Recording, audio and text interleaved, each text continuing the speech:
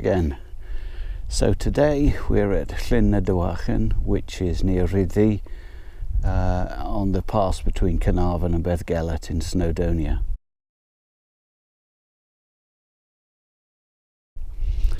I've been doing some hill walking and scoping out some locations, and I've parked myself in a very comfy spot right by the lakeside, right underneath Snowdon, and I'm just waiting for the clouds to clear the summit, which they do every now and then, to get a shot which has a heather covered island in the foreground in the middle of the lake.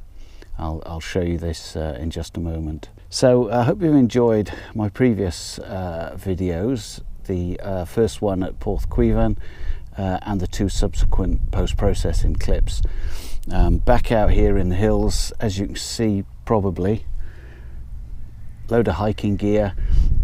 Not while camping tonight because it's due to start tipping down about 4 o'clock in the morning, so I'm only half an hour from home, so I might as well go and sleep in a comfy bed. And there's an Indian takeaway with my name on it. So I'll show you what my setup is now and what I'm looking at to shoot, and we'll sit here as long as it takes. So this is the view down the barrel of the camera. That's Snowdon over there. The ridge running up to it is the South Ridge. It's where the Snowdon Ranger path and the Rhyd Ddu path meet up and run along that ridge up to the summit. Finally it's cleared of cloud, and actually look round the sky, it doesn't look as if it's going to get clouded up anytime soon.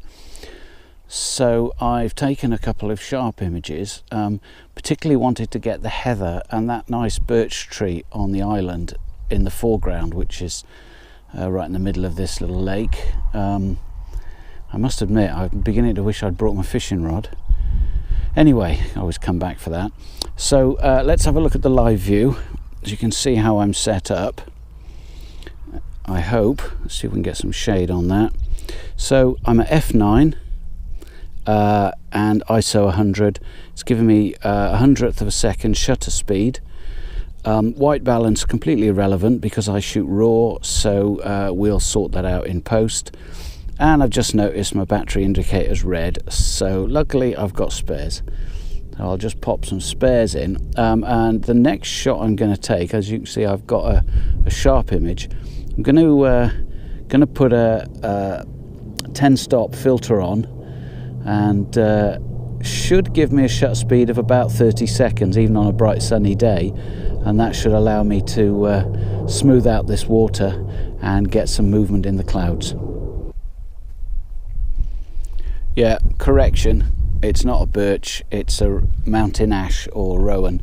I just spotted the orange berries before you guys start pounding the comments. Right, time to change the battery. Okay, so battery changed. I'll come back to the long exposure in a minute. I just decided to do I'm at about 130 mil telephoto, which on a crop sensor makes it about just shy of 200, I think. Got a clear shot of the summit, zoomed in to see, check the focus was okay, and it looks like a pin cushion up there. There must be 1,000 people crowding around that cairn. One of the advantages of knowing these mountains pretty well is that at this time of year, when the Ogwen Valley and Llanberis are absolutely heaving with hikers and trippers and frankly idiots in shorts and flip-flops, I can always find a quiet spot all to myself. Of course, the other thing about sorry, I just had to fire a shot off then because a sunbeam caught the summit beautifully. In fact, I'm gonna take it again, still f9 as usual. Oh, that's perfect. I'll show you that one in a minute on the screen because just the summit itself is illuminated. with the rest of the mountain in shadow. I hope to God the focus is all right. My focusing technique is always back button focus. So as it happens at the moment, because I'm sat here, I manually focused it. But I always use back button focus, because then once I've got my shot composed, I can wait for the light. I can recompose slightly if I want to, but it allows me to then react quickly to the lighting conditions.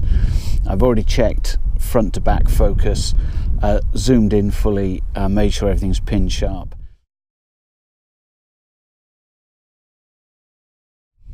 As far as techniques, exposure, focus, long exposures, all that sort of thing, if you like, I'm happy to do small, short tutorial videos. I'll also perhaps do a review of my kit and why I chose it, apart from the fact it's as cheap as chips. Hopefully proving that you really don't need to spend £2,500 to get some decent images. It doesn't look like I'm going to get any sun back on the summit anytime soon, so I think we'll start thinking about going for the long exposure in a minute.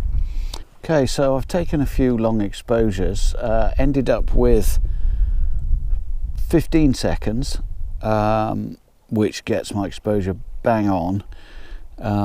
Not as long as I'd like, but best I can do the clouds are passing over, but it's pretty much a bright sunny afternoon when it's averaged out over the length of the exposure.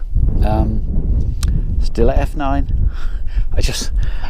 I don't know if it's the sweet spot of this lens. I did some tests and I think f8 is actually the sweet spot, but I just kind of like f9. I don't know why, but it works for me. Most of what I shoot, unless I've got some really close-up foreground interest, it gives me the depth of field that I need, so that the hyperfocal distance for this lens will reach right out to the horizon and as far in as it needs to. Again, as I mentioned earlier, happy to do a brief clip on these sort of technicalities if at some point someone asks for it.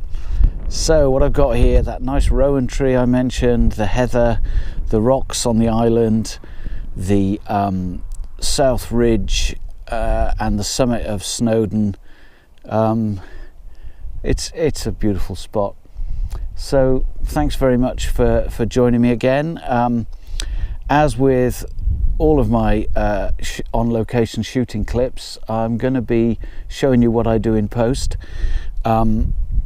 I think we're going to be looking at possibly 3 or 4 from this shoot, but maybe I'm being optimistic, who knows.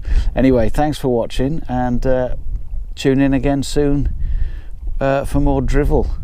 Bye.